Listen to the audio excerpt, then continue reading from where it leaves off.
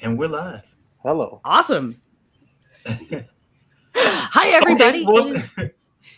I'm going to let Jermaine take this. That's what I'm going to do. Well, thank you for joining us yet again. Thank you all for joining us.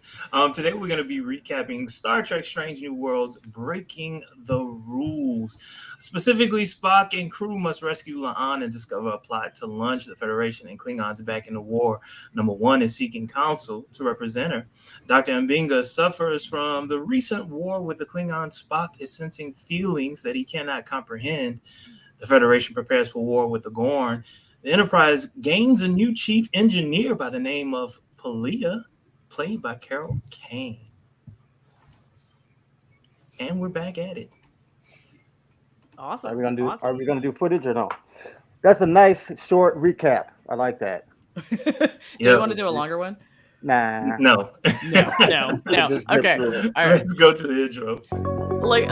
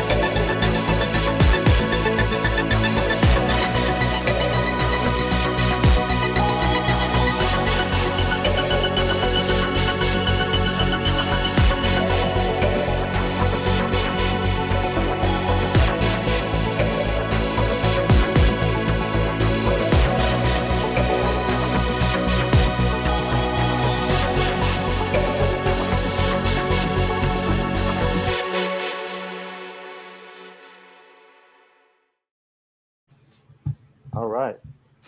Before we get started, I want to welcome Jesse and Fern to the show. This is their first time. Glad to have you here. We're excited to be here.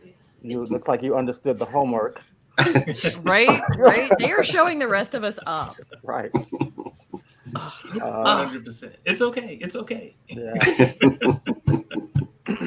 So, look, before we get started, what were your general thoughts about the first episode of season 2? Let's start with Roy. Or maybe not. looking at me. Okay. Jason. Roy is reaching us from the galactic rim, and so it's a little bit of a struggle. William Sorry, Walford I is thought you joined. muted. There, I am muted. What's up, guys? I liked it. I enjoyed it. Jason likes something? It's weird too. I'm gonna tell you what I don't like. I just got here. We know, Jason. We know. I just died. It's weird too. It haven't really set us off. I don't think of what the whole season is going to be about. Really, we sort of started off with space dock and It's a Gorn. Yeah, I think it's It's going to be a Gorn It's conspiracy. going to be about the Gorn. It's Yeah. really giving Undiscovered Country. I feel like they're trying to start a Klingon war. It's going to like let you know how long have they been trying to reignite the Klingon war. I like that. At least that's my theory. Can we talk about the Klingons? So we've gone back to. I mean, like, is it really going back, or is it like? I don't know. Y'all, where is Keith when I need him? Because I felt like I recognized. He's on a that camping Klingon trip right captain. now. He's on a camping trip right now. He can probably comment on it, but he told me that he probably won't be able to because where he's at, there's not much signal, so he won't be able to watch the episode until he gets home. I know, but like again, I felt like I recognized that Klingon captain at the end, and I could not put my finger on it. I mean, for a second, I feel like if Martok had a son, it would look like him. He looked like one that was. I want to say Enterprise, but it wasn't. He looked close to one of them. The actor that was in, he was in Enterprise too. I mean, like, I was kind of hoping for like a decent. I understand. Hey, let's go back to the TNG, TOS, late TOS, early TNG Klingons. Yeah, why not? But like, I was kind of hoping like, and I know Jason objects to this, but I was kind of hoping like with all this new or reignited stylistic choice of Klingons that were like, hey, we just kind of like always been here. We just didn't tell you guys because there is a certain group of us that look human, but we don't really claim them. I just I enjoyed like the more like in Discovery. I like the extension of art and culture that they put into them with the different uniforms and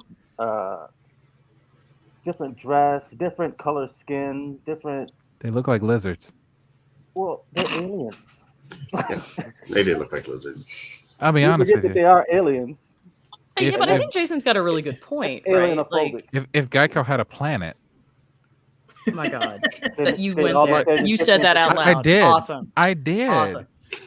Bro, What I was going to say is that I think Jason's got a really good I point. like how Fern and Jesse weren't ready. Go ahead, Marie. No, we're good. We're good. So, right, humans don't all look alike, right? Like we don't. There's a huge variety of, phenotypes. Like, look at this podcast, for example.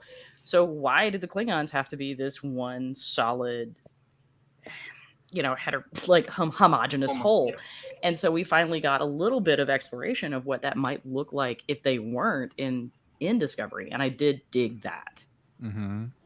Because there is kind of a little bit of a struggle with that in terms of alien species and representation in Star Trek, right? Like, because we'll see all the Ferengi vaguely look alike, all the Klingons vaguely look alike, and all humans vaguely look alike, but like not like cookie cutter almost. And I get it to a certain extent because you've got a limited makeup budget. You also want to be able to create a visual language that viewers can identify and be like, yes, that is a Ferengi. Mm-hmm. That is a Klingon. If it's annoying, it's probably a Ferengi. Or wait, what do we get with the Andorians? We got like a vaguely sort of like aqua, like we went for turquoise as opposed to straight blue. Like we had the white ones too. Yeah, the albino ones. Yeah, that lived under the earth. That were blind. The for me, I don't know. The Einar, like right. For me, to me, it's like every species is kind of stylistic to whatever the art design is for that series, and I just kind of accept that as it is. Like the Klingons in Strange New Worlds, of course, they're going to look different than Discovery because Discovery is an entirely different take on the same universe. For me personally, like and look at the Romulans. Look at how many different versions of Romulans there are. And then you add Remans and. Wait. I'm sorry. Are you saying that we can have Romulans without shoulder pads? That's a thing? Yeah. But they still have bangs, so we're good. Oh, God. Oh, God, those bangs. I just want to say, and we know it was for budget reasons, and I'm not going to say the name because Marie will shoot me, but it's like in Enterprise, you saw the Romulans and Remans, and I'm going like, if I didn't know any better, I'd say they just walked straight off of one set and just walked right into this set. I love you, William, for not raising my trauma. Thank you. I most, all love. I missed you, girl. How you doing?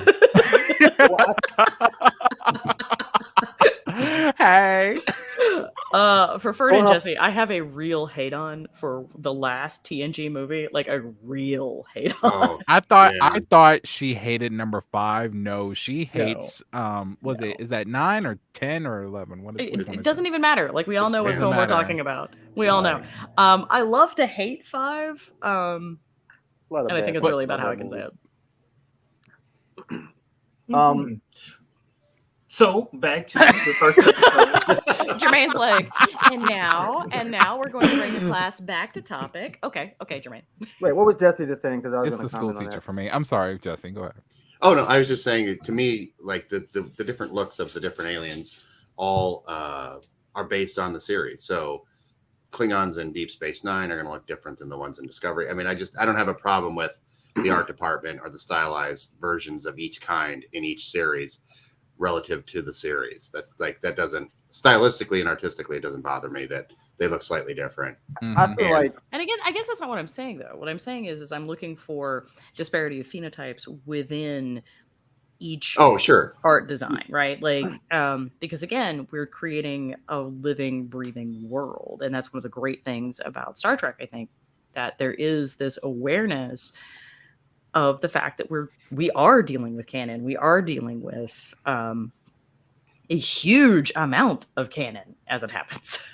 Yeah, it's a lot. I mean, I just figured that like this new era would all stick together, the consensus of what everything should look like. Right, right. Like Bourbon because- era Trek did. Yeah, Berman era, like TNG and DS9, Voyager, like those three have the same look and feel for everything that they do. Yeah, the TNG era. Obviously, Enterprise is a little bit different because of the time, but so I figured these shows would all kind of fall in line artistically. I guess what I was expecting in terms of so the main Klingon looks like the TNG Klingons, but have one or two that looked like the Enterprise Klingons. That's what I was expecting to see in the background. Like they didn't necessarily have to be a main character. Just just referencing the fact that referencing the fact that that's like something they would do in Lower Decks. Lower Decks would do something. Just have them in the background back there. Yeah. Lower Decks is really good at sticking stuff in the background of the show. Okay, so the beginning of the episode, we see that La'an is talking to Captain Pike about her upcoming trial. And you mean Una Chin Riley? La'an is not in jail. Oh, I'm sorry. I was going to say, it's all right. Come on back. Thank you. I gotta tell you, like that whole conversation is so realistic. Like it hurt a little. Brought you back. Just the whole conversation about like this is not a plum case. I'm having trouble finding representation because it's going to be a hard one to follow, and I'm just like, oh my god, sounds like drunk. No, it's not even just that though. Like, but I love where you're going. Mad props, Jermaine. I had to take a minute.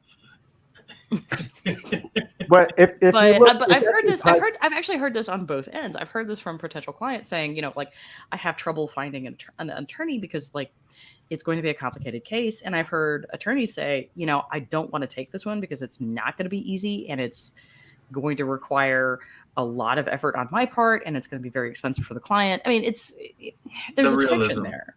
Yeah, there's a real tension there trying to figure out, like, is this something that's in my capabilities? Is this something that I actually have time on my docket to handle?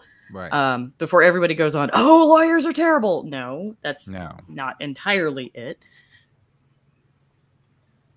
But that really, really struck me as being very, very real. And it was interesting to see that in the Federation because, a lot of new Trek has been about seeing the cracks in the Federation society. Isn't it Pike's fault? Because she was going to resign, and he was like, "Nah, just stick around." Don't do that. Don't do that. She was about to leave and go on her merry way. True. So fun fact: there would have been a real question as to whether or not Starfleet would have accepted her resignation, and also a secondary question of whether or not that resignation would have excused her from culpability and also criminal liability for having lied on her application to Starfleet. Fun fact about the UCMJ, if they discover wrongdoing, they can actually pull you back to active duty to prosecute you. I guess my real question in all of that is, how did Starfleet find out? Who told? I think it? That's what we're going to find out because this wasn't Pike. This had to have been someone on the Enterprise that did something like, and I'm not talking about like one of the senior staff. I mean, I won't call him a mole, but like a snitch. Somebody read it. I mean, yeah, or there was a whole conversation, or it's also entirely possible that Una did it, right? That in her report when she filed all of this, she had a conversation, like she included that information because there's probably very real criminal penalties for falsifying logs. Maybe, yeah, maybe they uncovered a log that she did of herself, and then they just used that, because they all have to do daily logs, right? Yeah, the way it goes in this, it always goes this in one of two ways. It's either someone accidentally did it and will feel terrible and be contrite, or it was totally a snitch.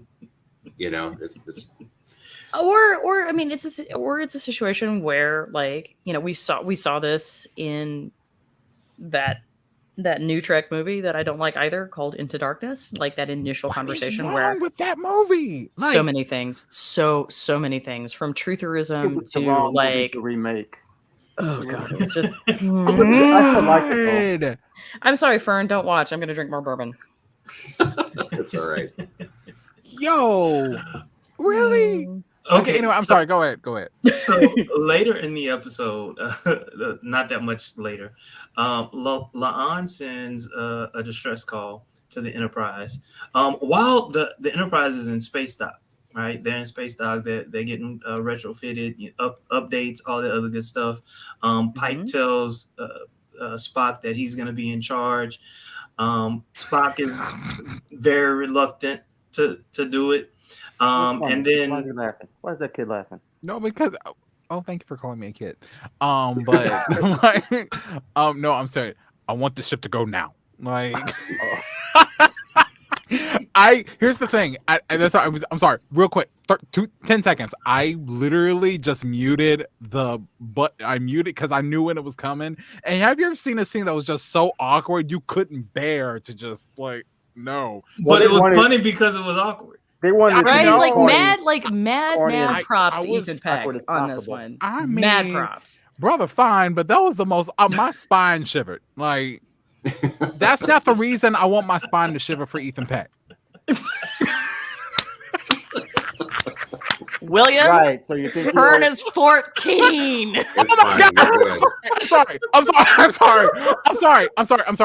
Okay. You're good. Rated No PG. Rated PG. Got it. 90s PG. Okay. 90s PG. Back when it was good. No, Jesse. Okay. We are shamelessly going to use this Oh to my like God. banhammer like Williams. That's what we're doing. This has nothing to do with y'all. Thank you. We have 4 viewers and it literally went to 1, and that's 1 second.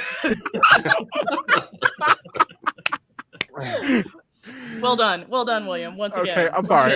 Okay, rated PG. Got it. What did Saru's end up being? Because he was trying to figure that out. Saru. Oh yeah, what was Saru's? What about him? What about the draft? His going to his war. thing. What was it? I forgot what his was. What I don't know that we about? ever got to know, right? Like, I mean, I sort of feel like that got. Did it cut out before he actually said it? What are we talking about? Saru's catchphrase. When he took the Saru's chair, catchprise. he was Oh, going, he was trying to figure one out. Like, he said what- execute. He said execute. Is that what he said? Yeah. Okay. He was like trying to be a Vulcan, but he couldn't. So it was like he said execute. Wow. I feel like That that's got what weird. it. Hey, you know what? There's one way to find out. Yeah, I'm looking too. I can't remember. Hello, Memory Alpha. Let's find this out. Right. So Spock gathers his senior staff. They decide, hey, look, we're gonna do this. We're gonna go on this mission. And then Spock, like all Starfleet captains, asks them, hey, look, you don't have to go. If you don't want to go, you can leave. All that other good stuff. They all decide to go, right? Which was very, like for Spock on his first, I guess, mission as an acting captain, as a lieutenant. This is his first time. Yeah. That was kind of like, okay. Young Spock. Right, but let's be real. Like, this foreshadows what's going to happen at this side of Paradise, where Spock basically, fakes out Starfleet again. I like how they kind of implied that. It's just like, oh, we're gonna be doing stuff again. And we're just going to try to blame it on, Spock being emotionally dysregulated right now. But no, this is really who Spock is. So Jason. I don't like that. We know. Oh my god. Here it is. Do they have to pound more emotions in the Spock? Yes, they do. You guys do like that? Because apparently Ethan Peck cries really prettily, and I am here for it. And on command. I know, right? I wanted to hug him so bad. You want to hug him for a number of reasons. You like when he cries? I have to use the word hug right now. Okay. I just always found way more emotion in Spock when he didn't show any, and that's something Leonard Nimoy did well when you knew what he was thinking and you understood when he was happy. But that's 10 years from now. That's 10 years Right. from now. He's still getting his stuff together. He's not got it dialed in yet. How old is Spock at this point? Like, I just want to remind everyone that Jason said that Spock was being pounded. What? I didn't say anyway, pounded. so I did not say pounded. When did I say pounded? Jermaine, I love you so much. Right Jermaine, now. I'm trying to be good right now. You cannot be doing that. Like, I no, didn't say pounded. no. You said how much emotion can they pound into Spock? That's Oh, I guess That's not better, Jesse. That is not better. That's worse. sorry for the record. for the record. Like, is that I'm what I pretty said? sure Vulcans have emotions when they. Stop. Stop. Just stop. Stop. I'm glad Roy wasn't here. Anyway, Oh, Hey guys, how about some Unox? Right. Okay. I'm sorry, Jason, I love it. I interrupted love you. it. Like, we are all like, we're going to be good. We have new friends. Like, we're going to behave. Literally, the And we are youngest. already off the rails. We are already off the rails. We have a. I am And so it wasn't sorry, even honey. us. It was Jermaine. I'm gonna say I'm being good. Like, No, you're not. But you're right, I'm not. But like, Jason, I cut you off, Jason. I'm sorry. I think I was done. I was done. and just like Spock, Jason shows more emotion when he doesn't show emotion. Probably. That's why that's my home. mad props, my friend. Mad props. oh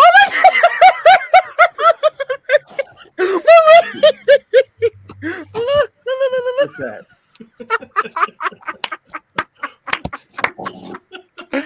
All right, Marco, I'll be chiming in. good. I'll try. I need some Oreos. Anyway, I want everybody to I know think that- I am I not think actually Spock saying is- anything. I am letting that pass. It's 10 years before the Spock we are familiar with Leonard Yes. Nimoy. So And It's he just hasn't like gone in- through Colin already. Alec Guinness and Obi-Wan, it's same thing. Like, so totally do you feel like they are using that narrative for this? That they're actually thinking that? Well, let's give them. It's 10 I years do. before. Yes. I absolutely do. I think they nailed it with Pike on Discovery. I thought his introduction there was perfect, and I think that they have stayed very true. I mean, just the season finale last year shows you how much thought they're putting into the previous Star Trek, the TOS. I think they're very considerate of it, and I think they're very careful with the property, and I don't think anything's accidental. I don't feel like it is so far. Roy, your thoughts? Yeah, I mean, he's grown on me. Let's put it that way. That makes him sound Just like a like- fungus. I know what else that sounds like. Bacteria. Yeah, like bacteria on Ryza, I guess. Like, I'm All right, we're gonna ground William now. Okay. You So know, yes. I mean, So yes, Roy, I'm a please flesh that out. TOS guy at heart, so Okay. but they did a good job. sorry, I was thirsty.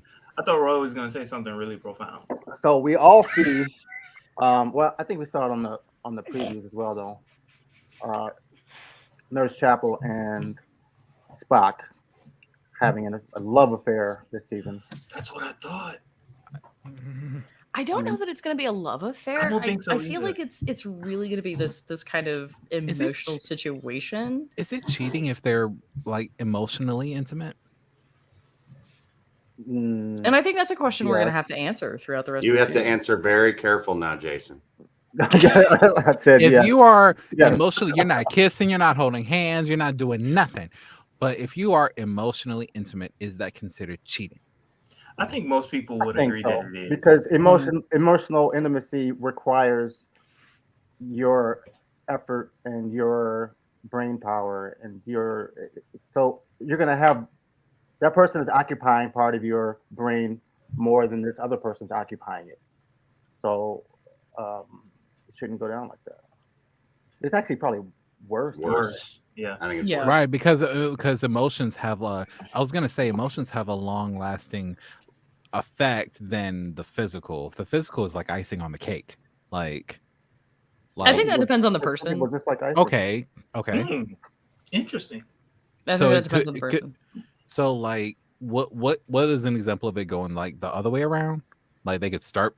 I guess in most movies, in most love movies, love comedies, they'll start physical and then it gets emotional. But in Spock's case, it might be, well, in his case, intellectual and emotional, then it gets physical, right? Yeah, because it's not even just it's like you said intellectually, and it's a certain amount of respect that you have for that person, and it's a whole. And I don't think we're ever going to see like physical infidelity out of Spock. Like I just don't. That's just not who he is. Right. No. That's not him. And I don't think, and truthfully, I don't think that would be Chapel either, because I think one of the really interesting foundations of this emotional tension is mutual respect. Mm-hmm. Like Chapel really respects who Spock is and his devotion to T'Pring, and I don't think that she, as a person, is going to go there. Right. And I would be really disappointed if she did, in all fairness. I mean, we may have a few dreams here and there, like B'Elanna and Chakotay, but like... Let me show you on the doll where that touched me. I mean, we're not going to forget that. That girl loved that man. Like... Mm-hmm. I'm just saying. Again. Before Peep and Tom came along. This is not getting any better, William. Hey, I'm sorry. I lowered it from. Look, I'm sorry. I feel like Dorothy when she said, "Hold on, I better not say anything till I've had my coffee." What a moron. My goodness. All right. My goodness. I'm done. I'm sorry. But no, I do think this is a really interesting. But before we go past this, I actually think this is really interesting because in TOS, the relationship between Chapel and Spock feels very one-sided, and it feels very much as if it's a little dismissive on Spock's end. And I get that that's some of the societal mores in the 60s. This Strange New Worlds is giving us a really nuanced and deep kind of portrayal. I mean, first off, we're getting far more characterization out of characters we've never seen before, right? Like, I mean, everybody from Uhura. Did anybody else love the earrings, by the way? Because I loved the earrings. I loved it. I love the message at the end. I love how she defended her console station. I also might have had an ugly cry at the message at the end. Oh my god. That was not They're okay. killing me. They're killing me. I mean, it was okay, but it was not literally the queen. Just the queen. Mm-hmm. So, moment of silence for Nichelle Nichols. Mm-hmm. But it was a moment. It's fine. But I love that we're getting to see a lot of this. And, some of the conversation that we had on Discord before this, where we were talking about the fact that I think Majel Barrett would have been really appreciative of the fact that, like, Chapel got a chance to, like, mess some Klingon stuff up, right? Because I think Chapel and Uhura really suffered from societal restrictions in the 60s. And so we're getting a chance to see what those characters would have been without that. Oh, yeah, they suffered big time. Why is everybody googling at me? What did I say? Yeah, what was that juice they injected themselves with? I'm going to need y'all to stop.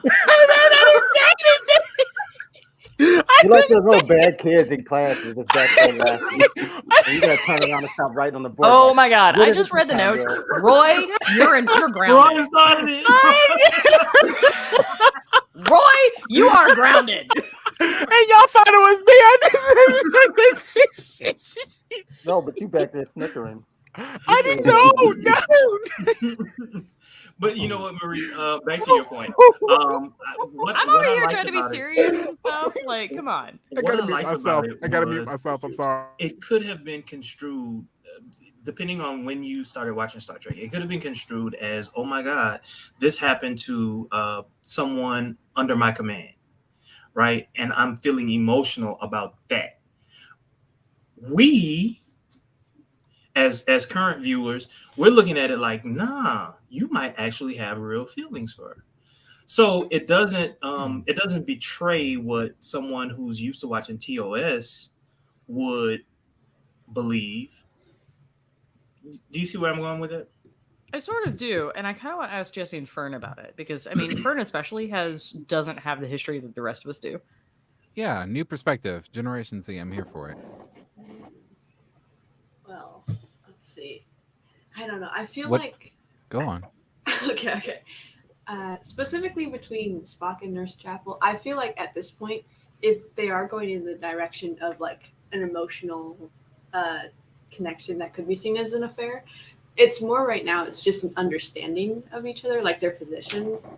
I'm not seeing it as they have feelings for each other, although I guess it could go that way. I see it as they do have feelings, but they were respecting who each other are Yeah. Oh, in their okay. positions. But I see there's something going on there. So if Oh. you have feelings for each other, but you're not acting on it, what does that make y'all? A love triangle? No. I mean, it makes you. I mean, they're really Well done. well. You can't go around just jumping on everybody you have feelings for. No, that's what I'm saying. They're not doing anything. They have I a know. mutual respect for one another. So if you have feelings, deep, intimate feelings for one another, but you're not remotely acting on it, what does that make y'all? I think Jesse's right. Adults. Yeah, adults. And actually, it's one of those things I appreciate about Strange New Worlds right out of the gate is the intensity of all the relationships. I mean, Pike and Spock have an immediate and intense, deep friendship that's like that you hope to have a friend like that at some point in your life, which, you know, totally sets up what Spock does in TOS when he steals the ship and goes and gets Pike and brings them back. Right, in You the know, menagerie.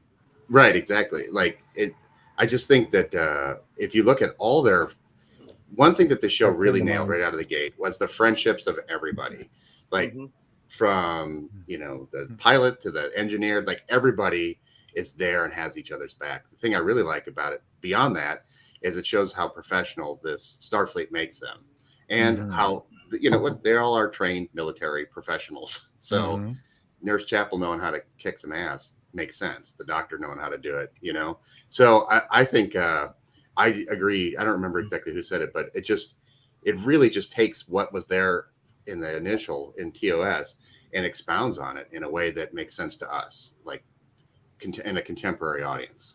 Because that's exactly what we asked for. It's just like we asked for an expansion, but in a modern light. Right. Yeah, it is what we asked for. But So- yeah, well, I like to your question. If you ask, like, what does that make them? I mean, that's I didn't call the popos. I swear. that's something that you would expect. I didn't. Like, I mean, as a grown person, if you get married, despite your feelings for somebody else, you don't. That's not what you do. Like, just because you see somebody else, that person's really beautiful. I totally respect their job and whatever. You don't, despite what you think about them, you don't move towards those feelings. And that's what keeps you. That's the hope, anyway.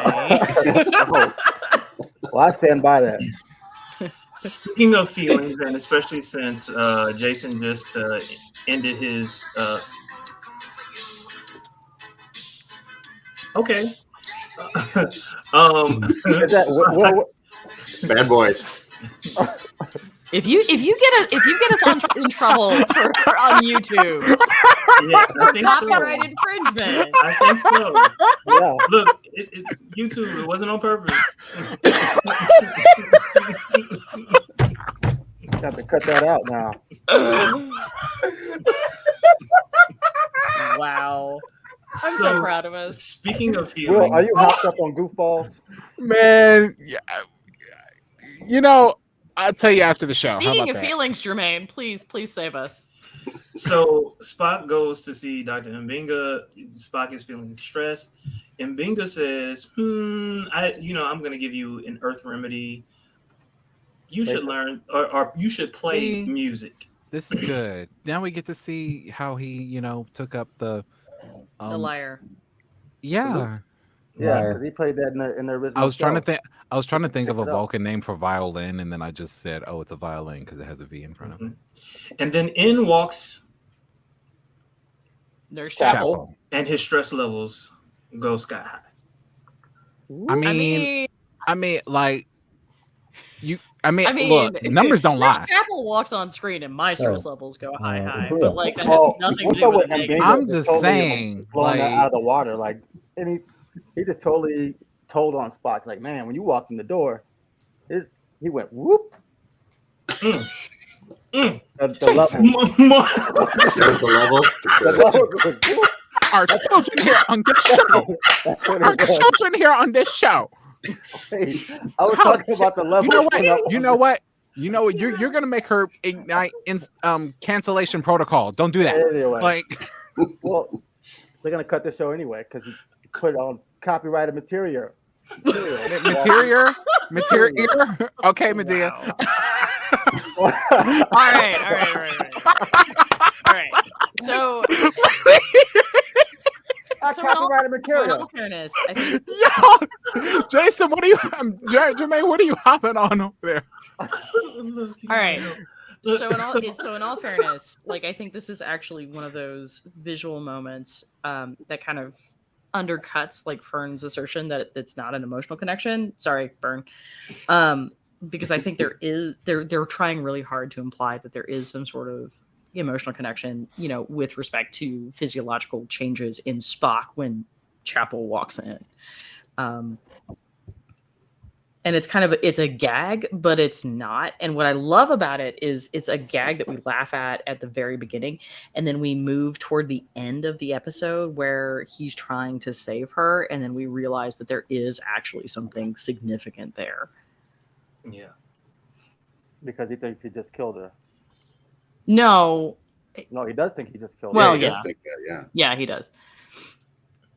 Or perhaps failed her, I think is a bit better, but well, he prepped it by saying that's logical about their decision to say blow the ship up even though they were on it. Yeah.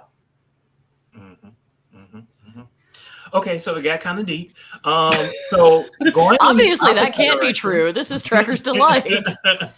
So going in the opposite direction, when Spock tries to take the ship out to meet La'an, they force a situation where the ship the Enterprise has to leave space dock.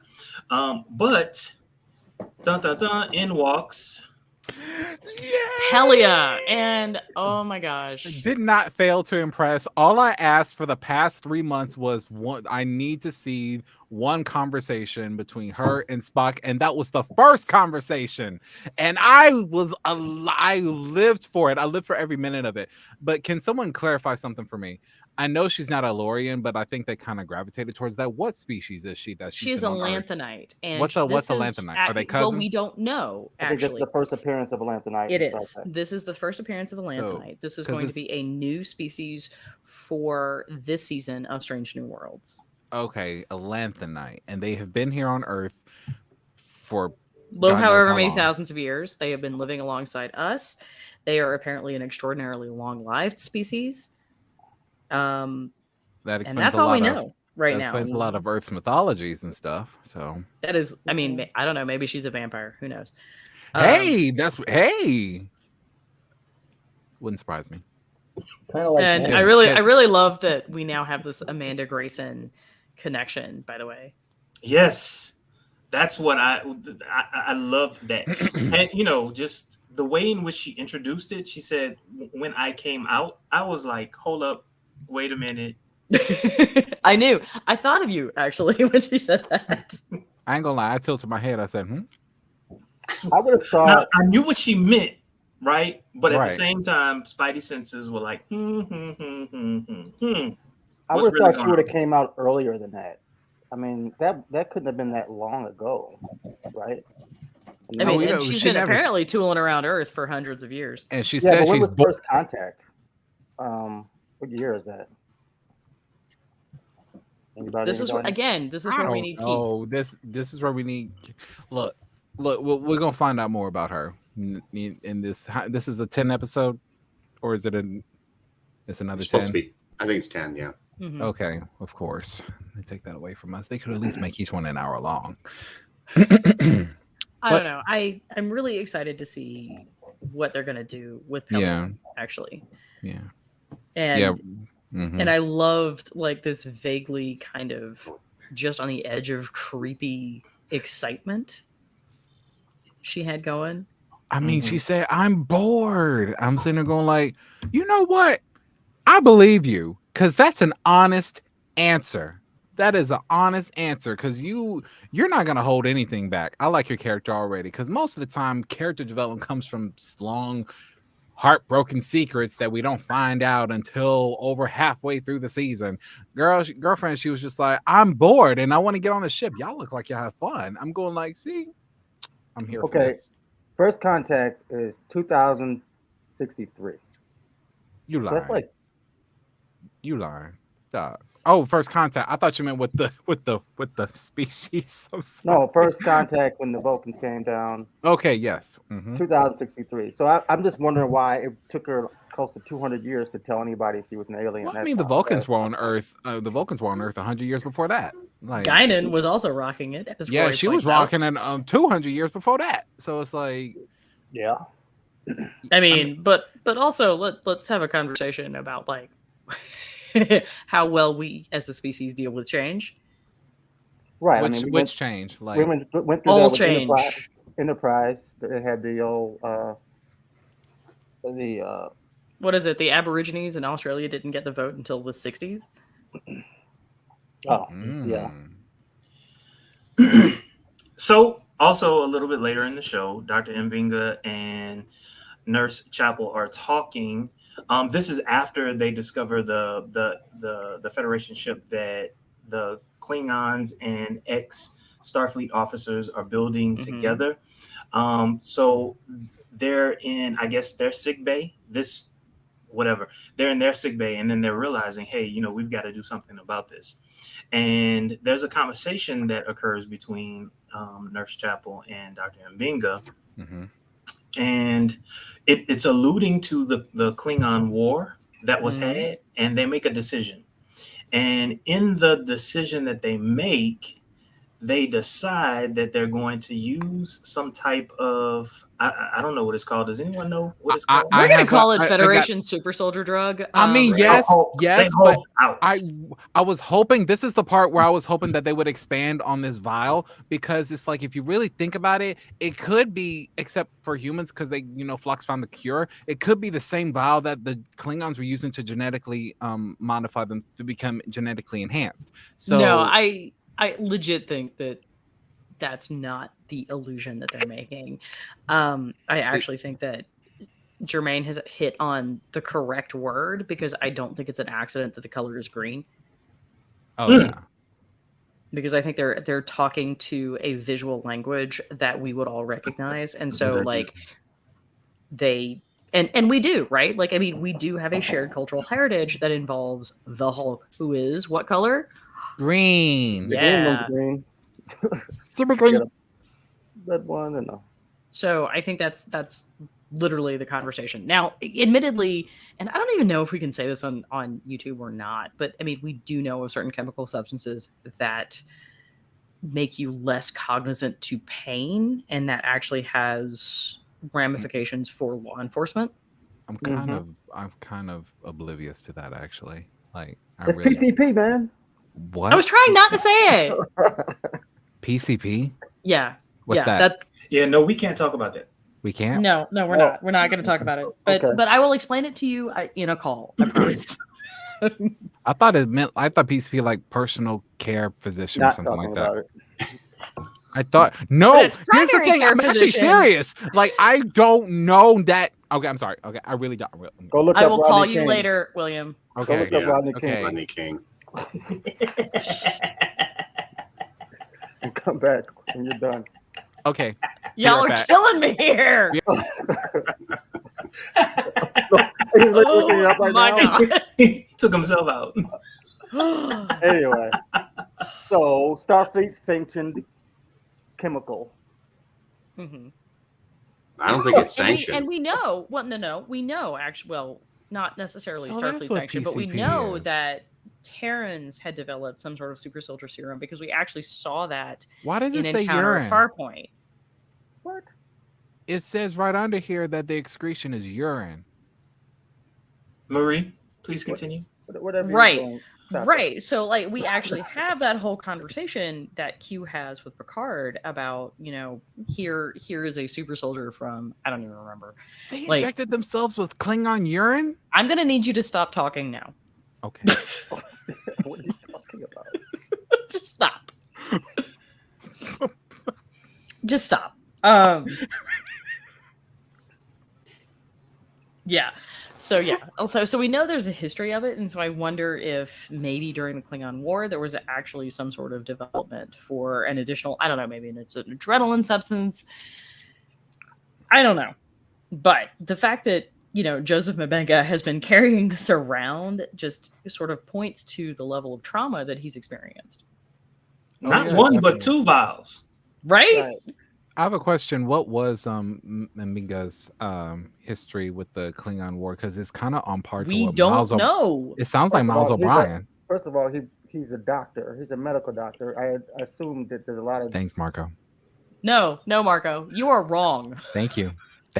Dead bodies and horribly damaged people that he had to see. Because he said he walked in. He said, "This reminds me of it." So I don't know. When he starts talking about how like the rain turns red with blood, I was like, "Wow, that's gonna haunt my nightmares." Right? Yeah, he shut that Klingon up right away. It was like, okay, we're good. We're cool. Moving on. It's giving Miles O'Brien with the Cardis. Right? Okay. I just want to say this. I liked the fact that we have two medically trained professionals who are our heroes in this particular episode. That is not what we're used to in Star Trek at all. Yeah, that's what Beverly was channeling in the last episode of Picard. Give us the disclaimer. You never saw Bones? You never saw Bones beat up anybody? Yeah, Bones used to throw a smackdown. But Yeah, Fern and I have not yet finished Picard season 3. Please. But yes, like Bones used to throw hands. I thought Bones got high by accident because he injected himself all the way with some bad juju stuff. He did lots of questionable stuff, actually. And he drinks on the job, too. He drinks on the job. Yeah, to be fair, the injection was accidental in City on the Edge of Forever. Uh-huh. Bones literally smacked a pregnant woman. She did in Friday's Child. He did in Friday's Child. They literally just wrote that in the script. Yeah, then you smack her. It's just like, whoa, what are you doing? Yep. That yeah. I need to finish TOS now because it's like, dang, I'm tired of missing all these references. Yeah. Yeah, I mean, sometimes you just got to throw it on when you're cleaning the house or something. Put it in the background. No, you don't. No, That's not the answer. Y'all know why I didn't finish TOS. I want to save it for like a rainy day. That's a long rainy day. There's a long rainy day. Yeah. So there are good episodes and bad episodes. That's all right. You still need to watch them. Mm-hmm. Yeah, you still need to and watch then you it. too can share your trauma with the rest of us. Some things are just bad. Like Spock's brain is just like. I would argue some Turnabout Intruder is also terrible. Sometimes I watched Turnabout Intruder. I did watch that. Sometimes they turn it around. On Deep Space Nine, when they went back and did the trivels on this, I watched that too. I will say fantastic. I did watch the more iconic episodes of TOS. I did do that because it's like how Paramount will put out like different. There was like this 3 sets of DVDs. There was Star Trek Timeline, Star Trek Klingons, Star Trek Borg, this stuff, and there's a TOS episode in each of them, and I just happened to watch it. Like so, it's like. Well, one thing you really have to, I would say, Fern and Will, I guess you both haven't really watched TOS much, because like you really notice like the demographics have changed on the bridge. I mean, like what? Yeah, definitely. I mean, not just on the bridge, but just everywhere. The demographics of, I keep expecting some little some young woman to come in with a pad. In a coffee, yeah, with a skirt that's too high, and hair that's like a foot tall. Yeah. So they're using pen and paper. Thank you, Yeoman. Oh, Grace. So, is anyone gonna get that? No. I had a question, and it literally slipped my mind. It was a legitimate question. Yeah. I hate it when that happens. So we're having definitely like throwbacks to this whole relationship with the war, right? Like, because one of the things in the preview going into the episode is Pike talks about how his crew felt extraordinarily traumatized by not being participants in the war, but now we obviously have like ex-commando Chapel and Mbenga coming on. So I wonder if we're going to see some sort of tension there. I hope so. And I also think it's interesting that they obviously served together. Clearly. Enough for her to be concerned about his mental state. His mental state, and also the whole conversation, you know, we've gotten out of worse. No, we haven't actually. We're about to kick ourselves into space with nada. Yeah. That whole thing. How realistic was that scene of them being in space for like 30 seconds? This is where we need Manny. People, whenever they show people going out into space, it's like they instantly freeze. And I don't think. I mean, it's technically true. Well, here's the thing about that you have to weigh it with. When something's cold, usually the air is cold around you. And that's where most of the heat gets transferred to another substance. When you're in space, you radiate heat, but you're not transferring it to another substance. So it's weird and awkward to think about how that takes place. Of course, the inside of your cells are trying to explode. That'll happen. So which is it? Might try to bleed. Oh, you have to do an experiment. Jermaine is like, we're not doing that. Call the International Space Station. And I bet you they have. I bet you somebody's done. If you want to see the experiment of what happens, watch the movie. It's called The Core. Okay. Roy says the lack of pressure would have killed them instantly. Thank you, because I saw it on what data doesn't count. Like I'll buy that because you got so much pressure inside of your body, you have no pressure outside. Like that. I was really thinking, like, if y'all have seen Event Horizon. Yes. Like the way he flowed out and then his veins started constricting and stuff like that. That looks realistic because it has to have somewhere to go. Like, all I know is that I like when they're showing her in the hospital, I'm like, she's still rocking winged eyeliner. Like, what? I was going to say, how are you half frozen and you managed to keep your brows intact? Where's all that? Where's all that the future, ice man? From? Where's all that? I mean, like RuPaul would be so impressed. I mean, I gotta tell you, like, they've clearly got the Urban Decay setting spray. That's all I'm saying. They got it down. I think they would have had a serious hemorrhaging problem if they went out into space. Right, and I kind of wonder if that's why we got so little of Jess Bush's eyes. Actually, is because they were like, keep them sort of closed so that we don't have to fake broken capillaries. Mm-hmm. Is that the whole? Did we summarize everything? And that got really weird, like really fast. Like, so. I mean, we've talked about the end at the beginning, and we've talked about. Okay, there was one. I only have like I give it a 9 out of 10, like because it did. Are we really going to rating? Like, I got to. Captain Greer is not here. Look, I hey, so like I only have one complaint. I ain't gonna lie, I'm channeling my inner Michael. This is temporary. Let me get it out of my system. I only have one complaint. I really was hoping, and this is a personal thing, and I've said this before. Whenever I see the Constitution class Enterprise in either a new movie or a new show or even a new season, I always hope they bring back the original warp trail, the one that goes. I miss that. That is actually my most favorite warp trail of them all. And it was like, oh, it's different for every ship. I'm like, cool, but if this is a prequel show and it's the same ship, I want to see that warp trail. And the only time, and I pull this up on my phone when I'm at work just to see it. The only time they replicated that warp trail, it was when I'm gonna do that again, William. Thanks. Like it was when you know, it was when right. It was when Discovery had just destroyed the Karen, the CHARON, in the mirror universe, like, and they just stop, Marie. I'm like trying, like, like. Oh God. You know, I'm just gonna randomly, just at random points, just say.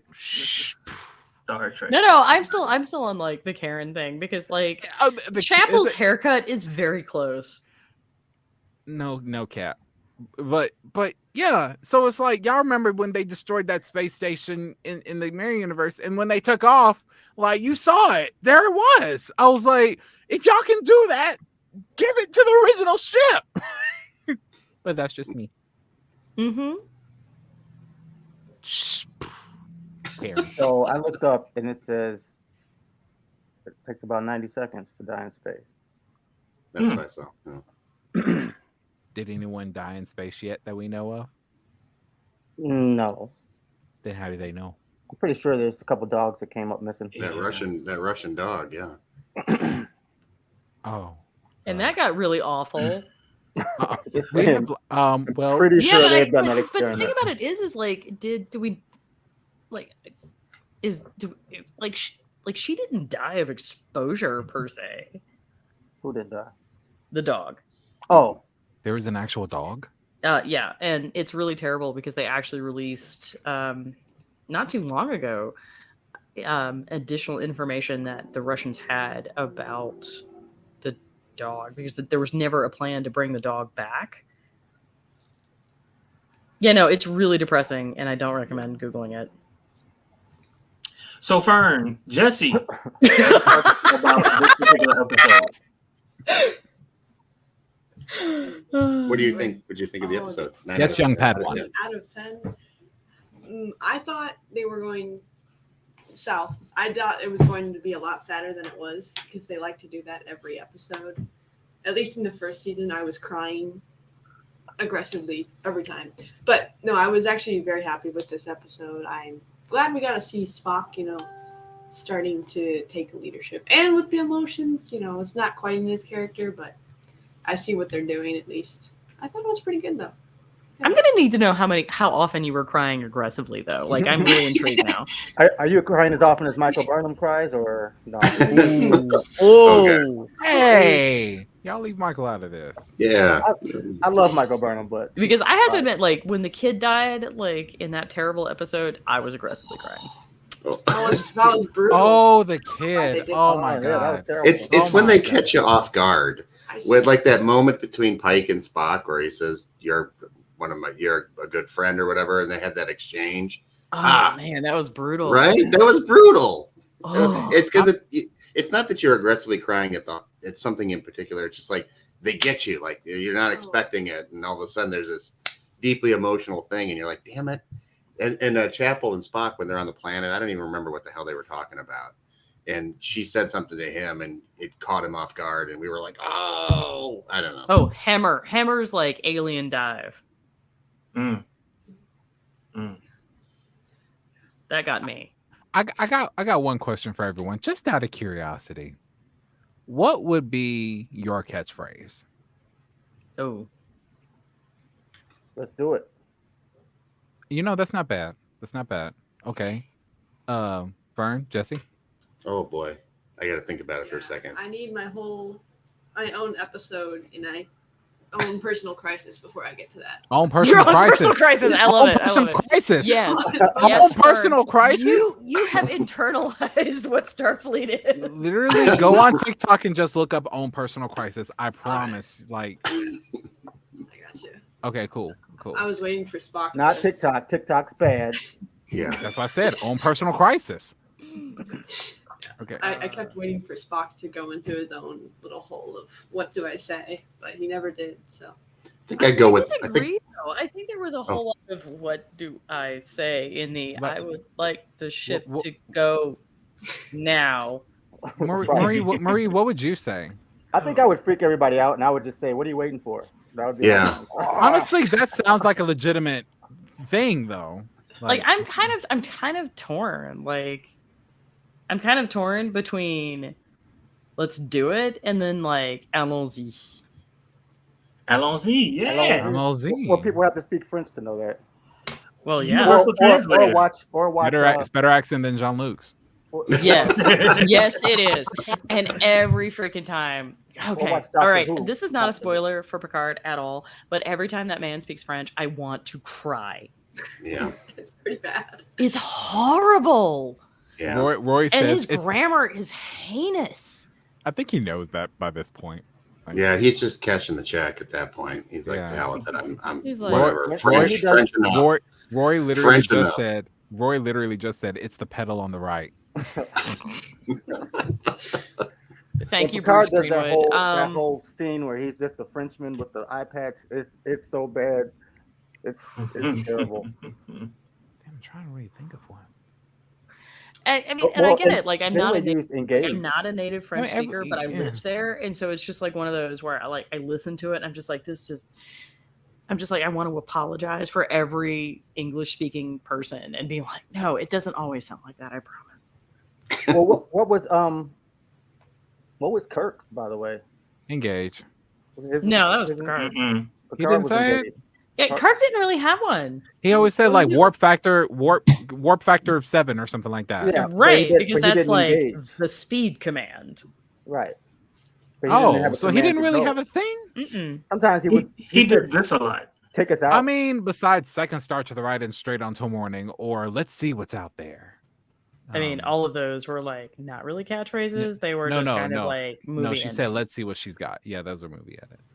Yeah. Or take us out. Okay. No, I mean, it doesn't really happen until Picard. Picard and what starts does the- Janeway say? She says engage. She does. She says She the does. same Same thing. It got real quiet. They didn't start. We're all They didn't googling start- to make they sure didn't that. Yeah, I know, right? Have one. I like how all y'all like mentally verifying that Janeway really did say engage. Of course, she said engage. No, They I'm didn't really thinking start that doing Kirk. this until like Discovery. Engage. They didn't start changing it up till they got to Discovery. You had like hit it, punch it.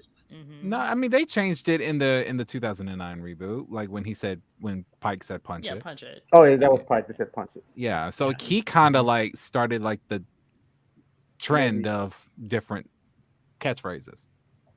I knew somebody said punch it. Well, I think it was really Picard, because Picard was the first time that we really got that, right? Like, because again, that wasn't really emphasized in TOS or even the TOS movies, because so much else was going on and they were developing so many different things, right? Speaking of, did anybody else get a charge out of the additional bling on Pelia's uniform?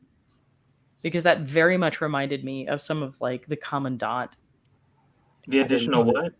I didn't know. She didn't just have the Delta shield; she actually had something else on her uniform. Hold on, wait a minute. Let's see. Let's take a look. But in the meantime, between time, Jason, what were your thoughts about the episode? I like that. I like that we got something new from the doctors. A nice action scene with them. Even though I still want to know what that juice is. I'm surprised we didn't have much of Pike in this show, but we needed to have Spock step out and spread his wings a bit. So that His ears. sense. His ears. Spread his ears. Those ears. Baby New Year reference. But yeah, look, you actually see additional bling on her uniform, which is not something we actually see a lot of. What's fun about TOS is, I don't know if you guys remember, but like the Delta Shield was limited to the Enterprise crew. They actually had different insignia shapes for different ships, and the space station commandant level was actually a circle with a lot of extra like bling attached to it, and that's kind of what the insignia that we see in addition to the Delta Shield on Pelia's uniform reminded me of. Well, you know what? I just want to see her in more Star Trek, not just Strange New Worlds. I just want to see more of her. I think her character I think she brought that character to life with the limited script that she had. She brought that character to life. Part of it was, her speech pattern. I get it, but I loved it. Can y'all please be real with me and admit that her speech pattern reminded you of Troy from TNG season 1 and 2? She reminded me of like bad Dracula accents, honestly. Well, that's what more Troy than Troy, which is why I kind of wonder if we're going to see Lanthanites as maybe the basis for like vampire legends. I hope they do something crazy with it, like something like where they give a whole 21st century backstory, and there she is, like, and she was this famous actress named Carol Kane. Yeah. Right. If they do that, it's life. It is what life. What I full on To look back want and- is for her to go to Mbenga and have like plasma shots like on the I rag. can see her having a drink. Right? And like Mbenga's like, oh, here I have the O negative for you. And everyone's gonna be like, aha. Like you'll see old pictures and she'll be in there like the Q was, and all those old pictures of Woodstock and at Civil War and everything. Like, I don't know how much time the rest of you spend on Reddit, but I spend some time on Reddit. And there's one that like shows up periodically, and it's like the Vulcans coming to the Terrans and being like, so we want more information on like the subspecies that are on your planet, like the ones who change form at the end, like for every moon, or the ones with the really big feet, or the ones that have like a blood problem. And everyone's just like, what? I kind of feel like we're maybe channeling that a little bit with like the Lampanites. Well, we've passed our hour, so I think we're diving. You got Roy to laugh. Come on. Okay, what our viewers do not know is that Will is over here in private chat going, I have a catchphrase that I can't say on air, and the rest of us are like, please don't. Please don't. Oh my god! And this is not even. And guys, just want to make this clear: this is not even a Jesse and Fern issue. This is just a please God don't, Will. Look, I didn't say anything. I just typed it. Like, it doesn't even because make that's sense. so much better. It doesn't even make sense. He'd be captain of the USS Phallus.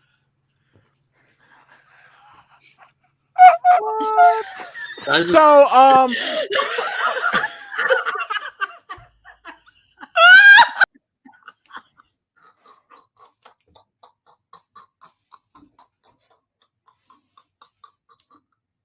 I hate all of y'all. No, you don't. You love us so much, Jermaine. y'all, I'm done. I'm so done. Well done. Me and Spock are done with y'all. Well, everyone, thank you all so very much for joining us. Please don't forget to like, comment, subscribe, and share. Huge welcome to Fern and Jesse for yes, coming thank along you. and, Welcome. Really appreciate it. It's really pitching their fun. wagons to this sinking This is ship. our TNG spirited cast crew. We just goofy and like It's awesome. We and then there's you. right. Yeah, I'm the patriarch.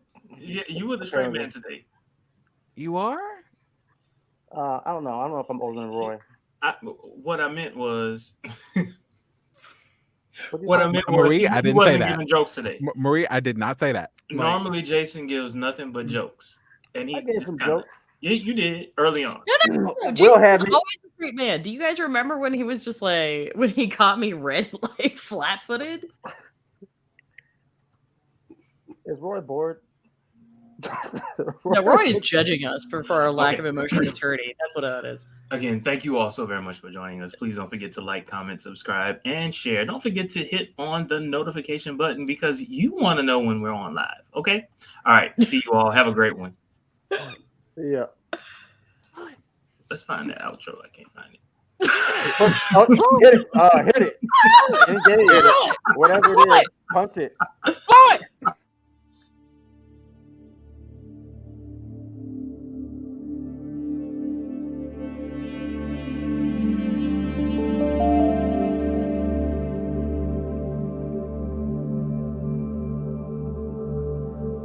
Yeah, absolutely. Yeah, I'm not gonna ever say it on the internet.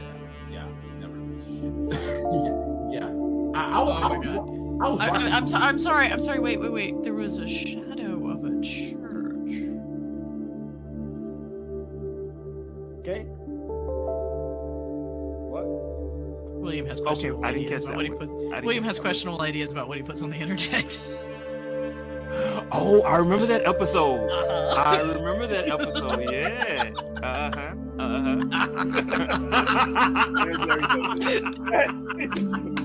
Wait, what? Wait.